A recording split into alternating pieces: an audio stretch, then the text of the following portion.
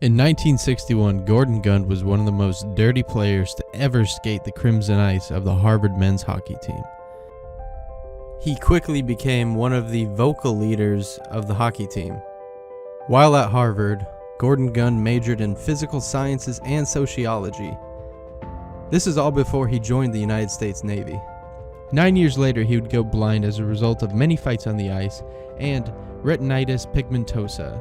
After accumulating his father's wealth, Gund went on to become a sports owner in ice hockey and, well, basketball. But there is a catch. See, Gordon Gund never really had a good eye for talent, but somehow he found a way to yield a decent lineup. But then a complete dickhead bought his majority shares, and it's never been the same since.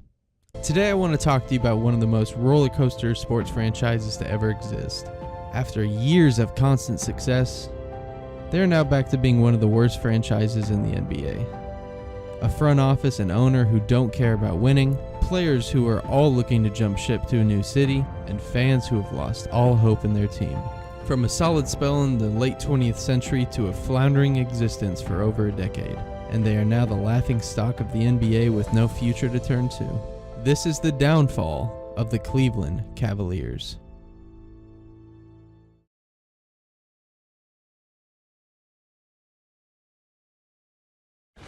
How much pressure do you have to perform from day one? There's no pressure. There's no pressure at all. I've been getting pressure since I was 10 years old. For God so loved the world that he gave his only begotten Son, that whosoever believeth in him should not perish, but have everlasting life.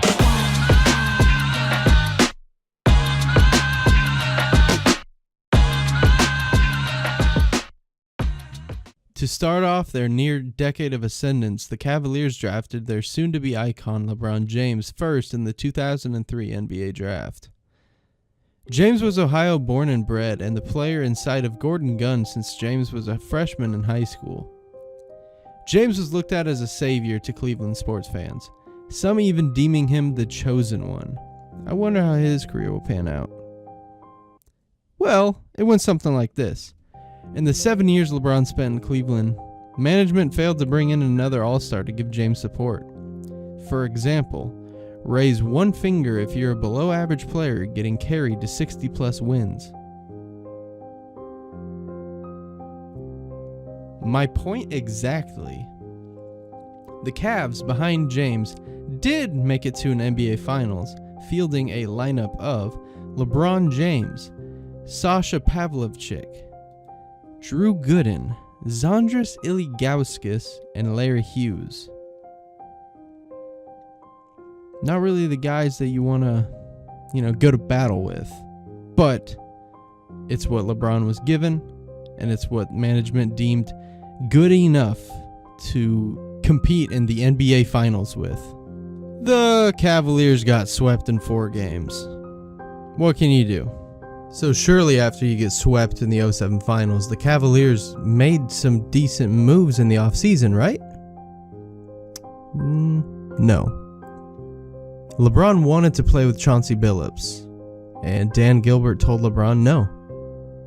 A trade for Ray Allen and Rashard Lewis was even on the table, ready to go. Dan Gilbert didn't want to get rid of Shannon Brown. LeBron James and Vince Carter, former Olympic teammates, wanted to team up after the offseason. The Cavaliers didn't even make an offer. So, what do you do after 3 years of making no roster improvements and no offseason deals? You trade for an aging Shaquille O'Neal. Good God, what is wrong with this franchise?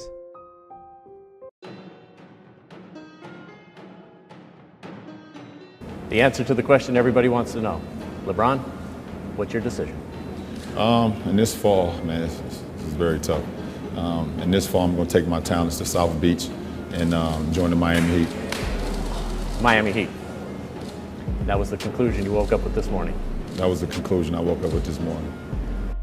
As some of you know, after the 2010 announcement, Dan Gilbert sent out this letter calling LeBron James narcissistic.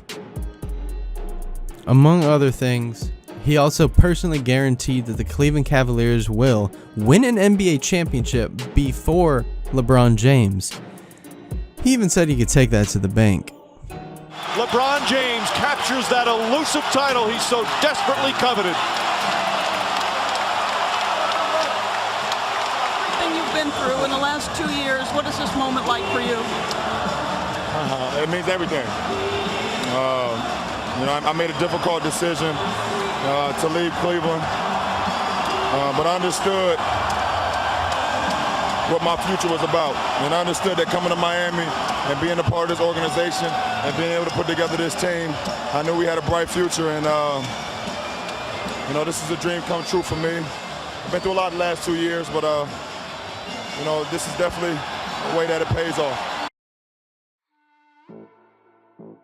After LeBron's decision, the Cavaliers quickly went from a 61-win team to a 19-win team. And this prompted the NBA draft lottery. The third pick in this year's draft goes to the Utah Jazz. Okay, you may be wondering who this little guy is. Well, this is the son of the owner. This is Nick Gilbert. And pay attention to him right here. This second pick will be made by the Minnesota Timberwolves. Okay, stop right there. First, we got gang signs up top, and then down below, his tongue is out. This is obviously disrespectful. And that means the number 1 pick in the 2011 NBA draft belongs to the Cleveland Cavaliers. So the Cavs get the first pick in 2011. What are they going to do with it? Are they going to draft consensus All-American Derek Williams? UConn standout Kemba Walker? Maybe BYU's own Jimmer Fredette? We'll see. With the first pick in the 2011 NBA Draft, the Cleveland Cavaliers select Kyrie Irving from Duke University.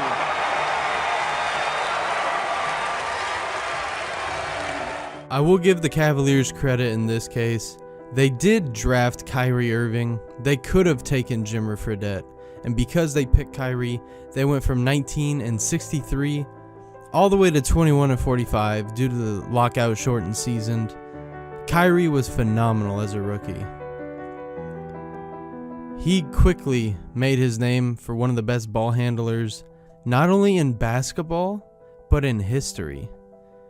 Kyrie showed out in the rookie-sophomore game, dropping Brandon Knight and splashing himself into a household name. Now, the Cavaliers fell very short, and they ended up with this draft pick. Tend to do with Anthony Bennett so he can keep that cap atop his head. He's with Shane Battier right now. Thanks, Reese. Here are the number 1 pick. Jabbar, Magic, LeBron, Bennett. How's that sound? Sounds pretty good, man. I mean, being the number 1 pick has a lot of name to it, but, I just feel like it's the game of basketball. So I'm going to call here, work hard, encourage my teammates,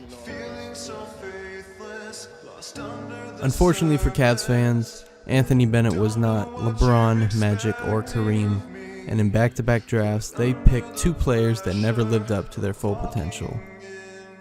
But they did end up wheeling and dealing them for Kevin Love after LeBron James re-signed with the Cleveland Cavaliers.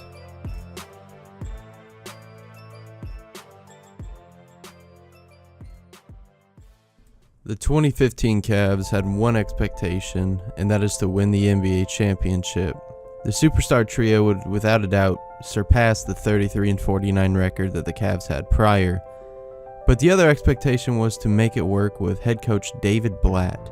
Blatt was hired by Dan Gilbert, and he was appointed after being an overseas coaching icon.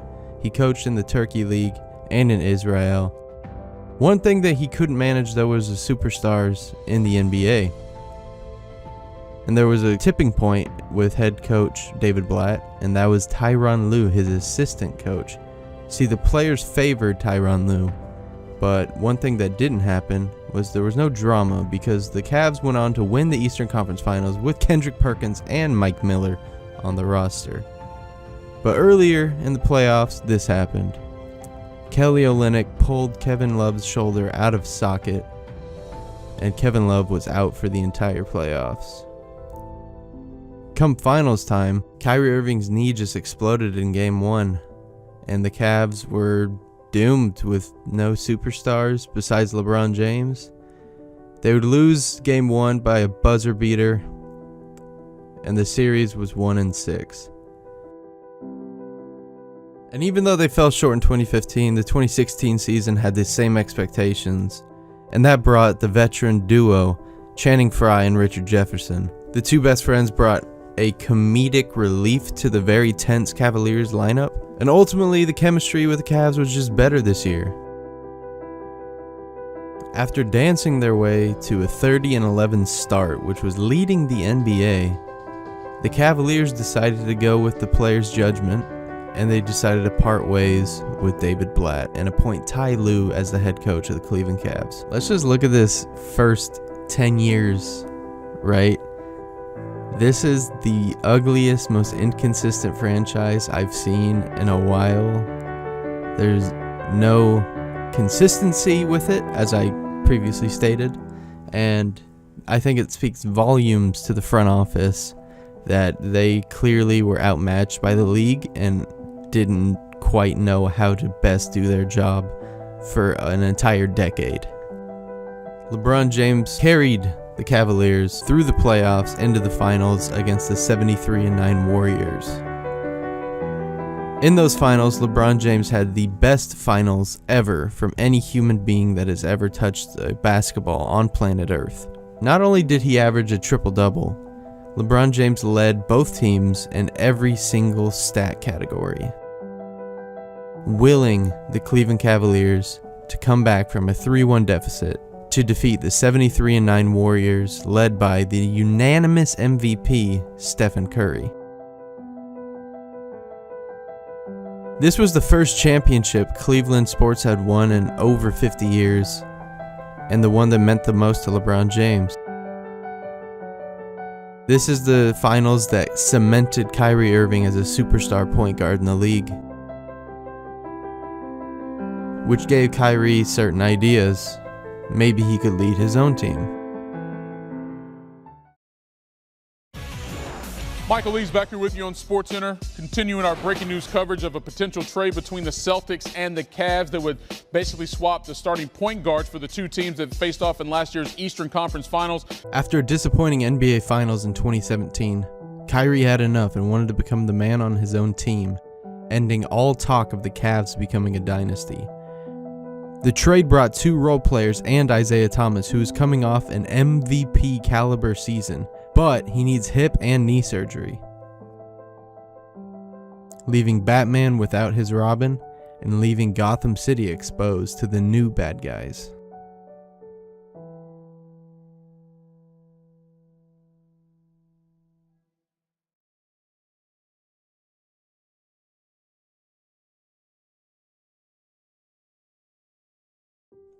As the saying goes, it's not all sunshine and rainbows in Cleveland, as Isaiah Thomas started to stir with the team's chemistry. So by the trade deadline, Isaiah Thomas was unfortunately traded away to the Los Angeles Lakers. But he wasn't the only one to go. Point guard Derrick Rose and small forward Jay Crowder, NBA champions Channing Frye and Iman Shumpert, even LeBron James' best friend Dwayne Wade, all hit the dust. LeBron wasn't even consulted about Dwayne's departure. The Cavaliers finished the 2018 season as the 4 seed.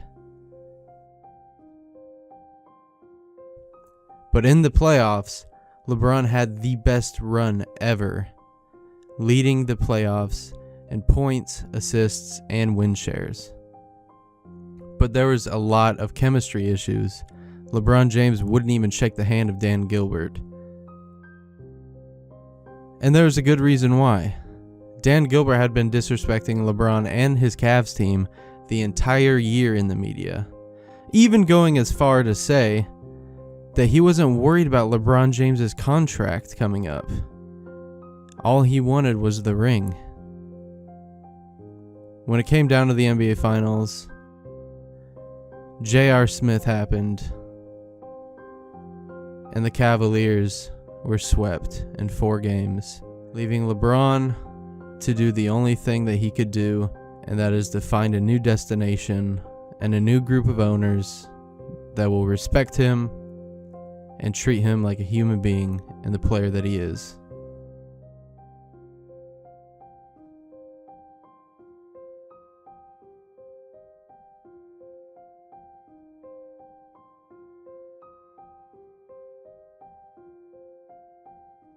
The Lakers have landed LeBron. The NBA's preeminent insider, Adrian Wojnarowski, is here. Tell us everything you know. A 4-year, $154 million, a max deal. Pushing away the NBA's greatest star is something Gilbert was good at.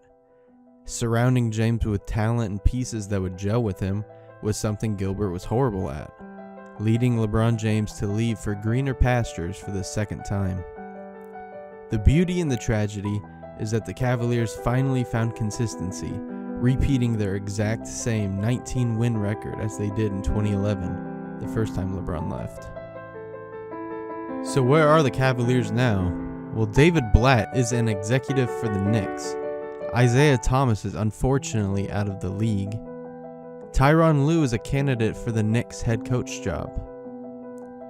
Gordon Gund is trying to cure blindness. Anthony Bennett is currently working at Foot Locker. Kevin Love is speaking out against mental health issues. Kyrie Irving is leading the fight on social injustice. Dan Gilbert is trying to sell the Cavs to buy the Pistons. And LeBron James has the chance to lead the Lakers to an NBA championship.